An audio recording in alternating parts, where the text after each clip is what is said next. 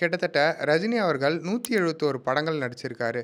ஆனாலும் ரஜினி அவர்கள வச்சு அதிக படங்கள் இயக்கியது எஸ்பி முத்துராமன் அவர்கள் தான். கிட்டத்தட்ட 25 படம். அதுலயும் 7 படம் ஏவிஎம் தயாரிச்சது. ரஜினி அவர்களின் வீட்ல நடக்கிற எல்லா ஃபங்ஷனுக்குமே அண்ணனா தன்னோட எஸ்பி முத்துராமன் அவர்கள் இருக்கணும்னு ரஜினி அவர்கள் எதிர்பார்ப்பாரு. அப்படி அவர் வர லேட் ஆனா உடனே ஃபோன் போட்டு எங்க இருக்கீங்க? சீக்கிரம் வீட்டுக்கு வாங்கன்னு கேட்கறது தான் அவரோட வழக்கம். பாலச்சந்தர் அவர்கள் சிவாஜி ராவுக்கு ரஜினிகாந்த்னு பேர் வச்சது மட்டும்தான் நானு. ஆனா அவர பட்டத்தீட்டி வைரமா ஜொலிக்க வச்சது எஸ்பி முத்துராமன் தான் அப்படின்னு புகழ்ந்திருக்காரு.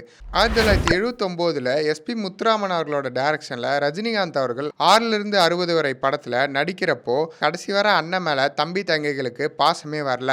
இதை எடுத்தா ஓடுமான்னு அவரோட ரஜினிகாந்த் அவர்கள் தினமும் ஷூட்டிங்ல சண்டை போடுவாரு. இறுதியா பஞ்சு அருணாச்சலம் அவர்கள் படத்தை பார்த்துட்டு முடிவு பண்ணுங்கன்னு சொல்லியிருக்காரு.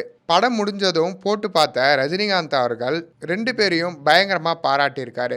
அந்த படத்துக்கு தமிழ்நாடு அரசின் சிறந்த நடிகருக்கான விருது ரஜினி அவர்களுக்கும், சிறந்த இயக்குனருக்கான விருது எஸ்பி முத்துராமன் அவர்களுக்கும் கிடைச்சிருக்கு. இந்த ரஜினிகாந்தின் வாரத்துல அவரை பத்தின தெரியாத பல தகவல்களை தெரிஞ்சுக்க சினிமா போகன் சேனலை சப்ஸ்கிரைப் பண்ணுங்க.